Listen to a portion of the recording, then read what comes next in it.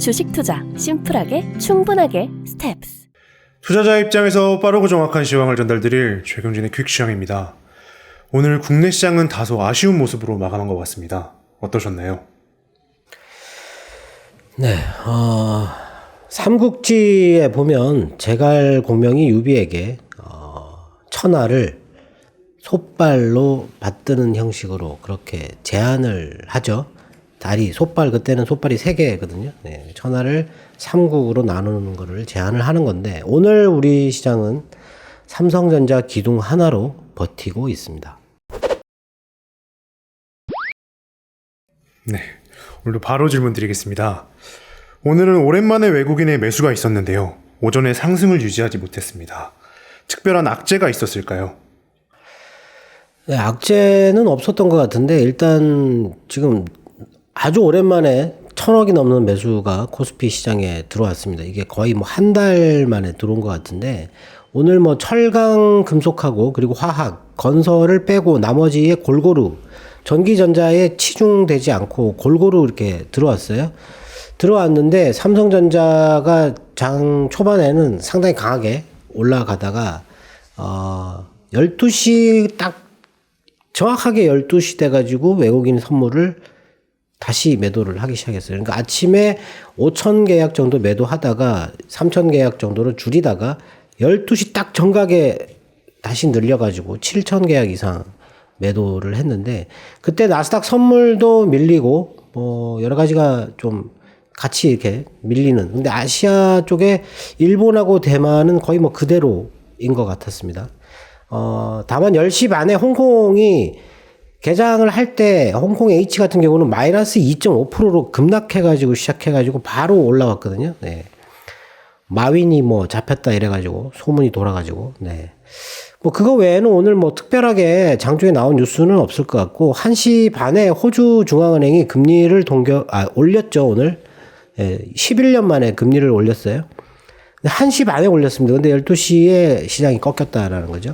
뭐 특별하게 나온 뉴스는 없는 것 같은데, 하여튼 분위기는 이제 하루 남았으니까 뭐 조금 경계감이 더 커지는 듯한 그런 느낌이 있습니다. 네. 제조업 지표가 오늘 어저께 글로벌 전체, 거의 전체가 다 발표가 됐어요. 네, 4월달 제조업, 호주는 58.8, 지난번이 57.7이었고요. 우리나라는 52.1, 지난번이 51.2였고, 인도는 54.7, 지난번이 54였어요.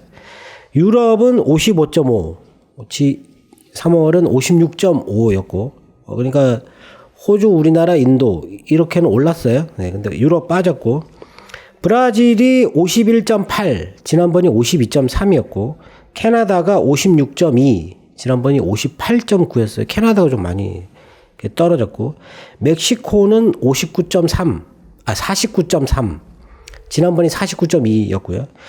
미국 같은 경우는 ISM 제조업 지표가 따로 나왔는데, 지금 현재 발표되는 이 제조업 지표는 59.2가 나왔어요. 58.8이었는데, 대체적으로 미국하고 뭐 이렇게 몇 개 나라는 오르고 또 다른 나라는 또 내리고 이렇게, 예, 그렇게 나왔고, 유럽의 4월 경제 심리가 105가 나왔어요. 지난번이 106.7이었는데, 서비스 심리 같은 경우는 13.5, 지난번이 13.6이었는데, 뭐 그렇게 크게 하락하지 않았다, 4월달이. 그리고 4월 소비자 신뢰 최종치가 마이너스 22가 나왔어요. 지난번 잠정치는 마이너스 16.9가 나왔는데 그보다 더 떨어졌어요. 네. 그리고 소비자 인플레 기대는 50으로 나왔는데 지난번이 62.9였는데 이게 한 30에서 40 정도, 30 정도가 거의 뭐 계속 유지가 되다가 갑자기 60으로 튀었다가 지금 다시 52로 살짝 내려오는 인플레 기대. 예. 그리고 미국의 ISM 제조업, 이 제조업 지표는 미국이 늘었다고 나왔는데 ISM 제조업 지표는 55.4가 나왔는데 지난번이 57.1이었어요. 떨어졌어요. 많이 떨어졌어요. 네. 전망을 57.6으로 했다라는 거죠. 이게 이제 ISM 제조업 가격은 84.6인데 지난번이 87.1이었어요. 가격이 많이 떨어졌고 신규 주문은 53.5로 지난번 53.8보다 소폭 낮아졌고 고용이 많이 떨어졌는데 고용이 50.9가 나왔어요. 근데 지난번은 56.3이었다. 예. 고용난이 매우 심각하다. 예. 지금 현재 미국의 고용 시장은 너무 과열되어 있다. 이렇게 얘기를 하고 있어요. 네. 그 비용이 계속 올라가고 있다라는 얘기인데 안 좋은 거죠. 이거 눌러줘야 되는 거거든요. 그 미국의 3월 건설 지출은 월간으로 0.1%, 지난번은 0.5%, 전망은 0.7%였는데 0.1이 나왔어요. 네. 그리고 오늘 우리나라의 4월 인플레이션율 발표가 있었는데 0.7, 월간으로 0.7입니다. 이게 지난번도 0.7, 전망은 0.4로 초봉 내려가지 않겠나 생각했는데 그대로 0.7이 나왔고 연간으로 4.8%가 나왔어요. 이게 지난번은 4.1이었고 전망은 4.4였는데 4.8이 나왔다. 한국은행에서 지금 앞으로 계속 4%대가 유지가 될 것 같다. 지금 코로나도 풀리고 해가지고 소비가 살아나면서 이게 이 높은 물가가 계속 지속될 것 같다라는 식으로 얘기를 했습니다. 예. 그리고 어제 중국 같은 경우는 중국의 지금 현재 봉쇄 지역의 기업들을 화이트리스트라고 해서 봉쇄를 허용해주는, 가동을 허용해주는 그런 리스트를 이렇게 발표를 하고 있는데, 현재 화이트 리스트의 80% 정도의 기업들이 지금 공장 가동을 부분적으로라도, 시작하고 있다. 이런 얘기가 있었어요. 이게 이제 호재인 거죠. 중국에서는. 네. 그리고 어제 중국의 이 우주 개발 사업에 하는 기업이 있는데, 거기 CEO가 중국이 국제 우주 정거장 사업에서 완전히 탈퇴하겠다라고 얘기를 했어요. 이제 결정됐기 때문에 더 이상 설명할 것도 없다. 이런 식으로 얘기를 했거든요. 네. 그리고 어제 또 UBS가 미국의 인플레이션은 정점을 통과를 했다라고 얘기를 했어요. 통과를 했고, 앞으로 급격하게 완화될 것이다. 급격하게 완화될 것이다라고 했어요. 아주 좀 다른 데랑 좀 다른 전망인데 이게 도대체 뭘 보고 이렇게 급격하게 인플레이션이 떨어질 거라고 생각하는지. 네. 하여튼 UBS는 그렇게 전망을 했습니다. 그리고 헝가리가 지금 이제 유럽이 독일이 이제 러시아산 석유 원유 수입을 이제 거의 금지할 준비가 됐다라고 얘기를 했는데 헝가리가 반대한다라고 얘기를 했어요. 반대하고 그리고 슬로바키아하고 오스트리아 그리고 이탈리아, 그리스 이런 정도는 회의적이다. 지금 헝가리와 슬로바키아는 다른 식으로 러시아산을 계속 쓸 수 있도록 우회로를 만들어주고 러시아산 석유 금지 조치를 6번째 제재안인데 요거를 진행할 가능성이 있다라고 했어요. 그래가지고 유가가 지금 현재 다시 $105 정도 수준으로 이렇게 살짝 올라와 있기는 하거든요. 네, 근데 독일이 아주 적극적으로 이번에는 또 하도 비난이 많으니까 그렇게 얘기를 하고 있다. 그리고 우크라이나 대통령 젤렌스키가 지금 러시아가 흑해를 통제를 하고 있어요. 이제 봉쇄를 해버려가지고 그쪽으로 원래 이게 곡물 수출이 진행돼야 되는데 곡물이 수출이 진행이 안 돼가지고 지금 수천만 톤의 곡물이 손실될 것 같다라고 주장을 했습니다. 예. 이거랑 그리고 인도에서 지금 이상 고온 현상 때문에 밀 생산 수확량이 올해 한 지역별로 틀린데 10%에서 많게는 40%까지 급감을 할 가능성이 있다라는 뉴스가 있었거든요. 근데 어제 밀 가격이 그렇게 오르지는 않았어요. 떨어졌거든요. 살짝. 지금 곡물 가격이 오르지 못하고 있어요. 지금 최근에 계속 이렇게 떨어지고 있는데 하여튼 이런 뉴스가 나와가지고 조금 이렇게 반등이 있어야 되는데 그런 게 없었다. 그리고 유럽의 반독점 당국에서 애플페이 요거에 대해서 독점 혐의가 있다고 기소를 했다 이런 얘기가 있었어요. 이거는 네, 그냥 넘어가도 지금은 그냥 넘어가도 될 뉴스이고. 그리고 미국 에너지부 장관이 전기차 배터리 산업 지원안에 31억 달러가 넘는 돈을 보조금으로 지원한다라고 발표를 했어요. 배터리 공장을 짓거나 아니면 배터리로 이게 전환하는 거 거기에 이게 돈을 대주겠다 이런 얘기를 했었거든요. 아마 오늘 2차 전지가 좀 강세인 건 실적도 좋게 나왔지만 뭐 이런 부분도 있지 않을까 싶고. 그리고 IMF 부총재가 물가 상승 속도가 각국이 전망하는 것보다 빠를 것이다. 훨씬 빠를 것이다라고 얘기를 했는데 그래서 더 긴축해야 하지만 지금 신흥국들의 경제 사정이 너무 나쁘고 앞으로 그렇게 빠르게 가져가게 되면 파산에 이르는 나라가 급증할 수 있기 때문에 조금 조심해야 된다. 좀 이렇게 살펴보고 해달라라는 식으로 그런 식으로 얘기를 했어요. 네. 그리고 핀란드가 그 12일 날 나토 가입을 결정할 것이다라고 발표를 했습니다. 신청할 것이다. 신청. 물론 이제 신청하고 절차가 진행돼야 되는데 핀란드하고 스웨덴은 신청만 하면 빠른 속도로 진행될 수 있다고 얘기를 했거든요. 예. 신청하면 거의 뭐 된다고 봐야 되겠죠. 그리고 호주가 0.1%에서 0.35%로 금리를 인상을 했어요. 시장의 전망치는 0.25% 정도라고 생각했는데 0.35로 인상했다. 1시 반에 인상했는데 이게 나오고 나서 시장의 흐름이 12시에 이미 꺾였기 때문에 그거에 대해서 뭐 추가적으로 어떤 큰 반응은 없었어요. 근데 다만 이게 추세적으로 되돌리지도 못하고 계속 더 미끄러져 내려가는 그런 흐름이었고, 그리고 헝가리 총리가 교황에게 5월 9일 날 러시아가 전쟁을 끝낼 계획이다라고 뭐 전언했다라는 얘기가 있습니다. 예. 속보로 딱 한 번 나왔어요. 네. 근데 지금 미국은 5월 9일 날 러시아가 전면전을 선포할 것 같다.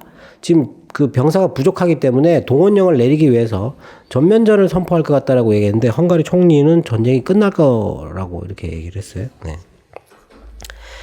그리고 골드만삭스가 우리나라 시장에 대해서 지금 현재 기업들이 실적이 매우 저조하다. 근데 하반기에는 이게 좀 나아질 것 같다라고 얘기하면서 1년 내에 우리나라 지수가 3,050포인트에 오를 것 같다라고 얘기를 했습니다. 3,050포인트면 지금부터 한 10% 이상 올라간다는, 11% 이상 올라간다는 얘기죠. 예. 그래서 비중 확대를 하는 업종은 반도체, 금융, 에너지. 반도체, 금융, 에너지. 네. 요거 외에는 안 보는 게 낫겠죠, 그러면. 네.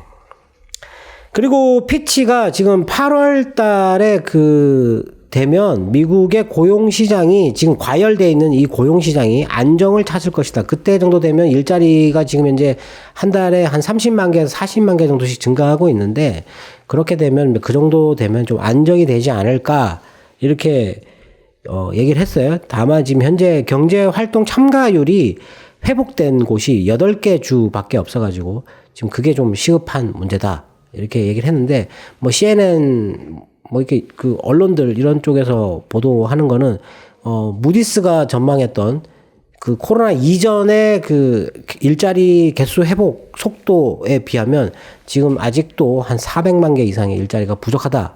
이런 얘기를 했어요. 일자리가 부족하니까 지금 고용시장이 과열돼가지고 임금이 계속 올라가는 거죠. 최저임금이 올라가서 이렇게 되는 건 좋은데 이게 인플레이션을 자극할 수 있다라고 얘기를 하고 있습니다. 오늘 뉴스는 뭐 특별한 게 호주가 금리를 올렸다라는 게 이게 좀 중요한 뉴스이긴 한데 시장에 큰 변화는 주지는 않았어요. 다만 오늘 그 위안화가 이렇게 하루에 이게 좀 급등락을 하게 되면 불안을 좀 조장할 수 있거든요.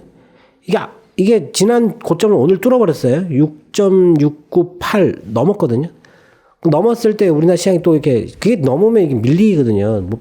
올랐다가 6.68 밑으로 또 다시 뚫고 내려갔다가 다시 또 올라가고 있어요. 예.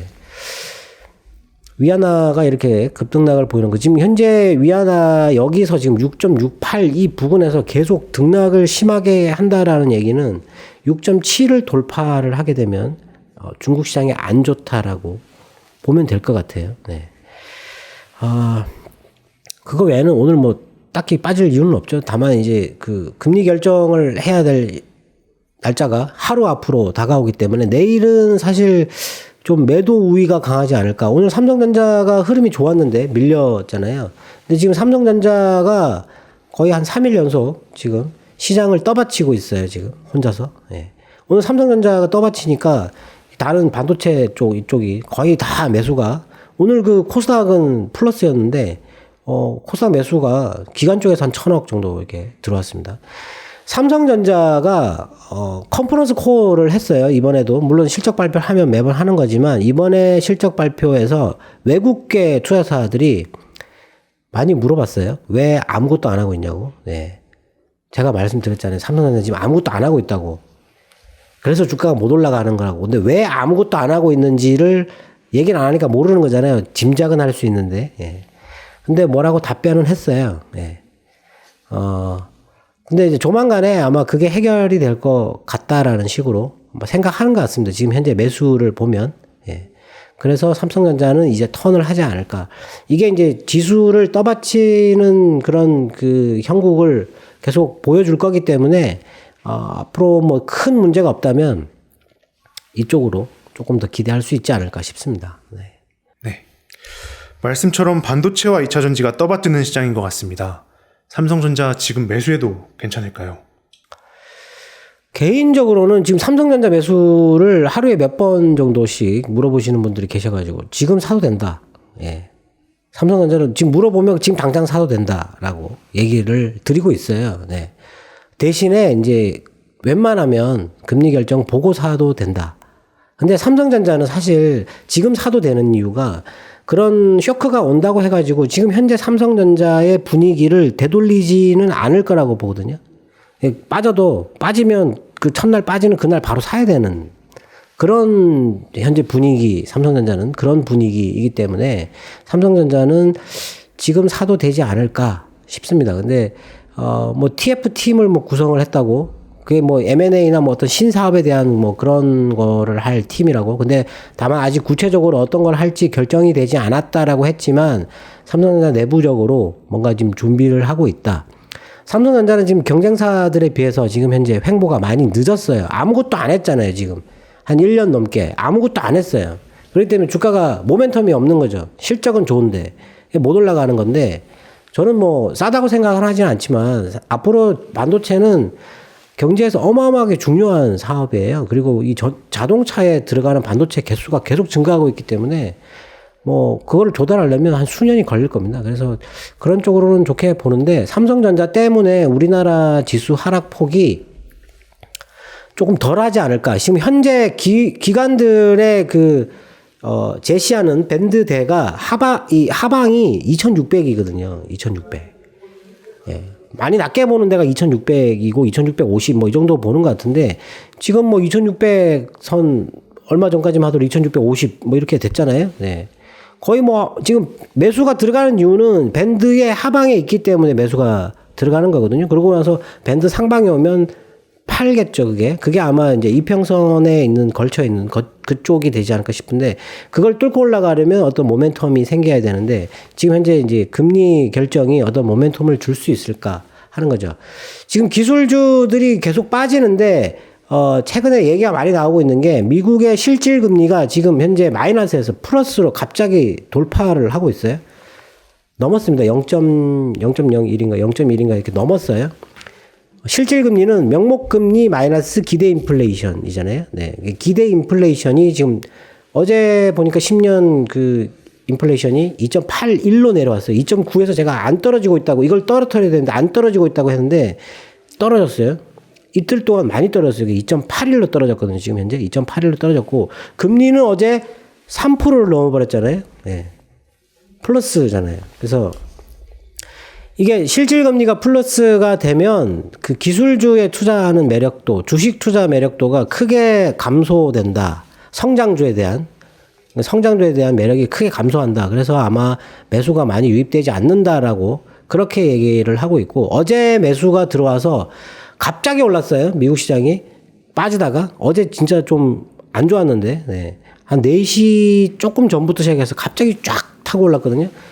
뭐 무역 대표부에서 뭐 관세이나 이런 얘기 했다고 뭐 그런데 그거하고는 상관없을 것 같고, 어제 나왔던 그 애널리스트 양쪽의 얘기는 한쪽은 저가 매수 들어간다 얘기했고, 한쪽은 지금 방금 말씀드린 그런 기술주에 투자할 수 있는 매력도가 너무 낮다. 지금은 채권 투자가 오히려 더 매력적이다. 이렇게 얘기를 하고 있어요.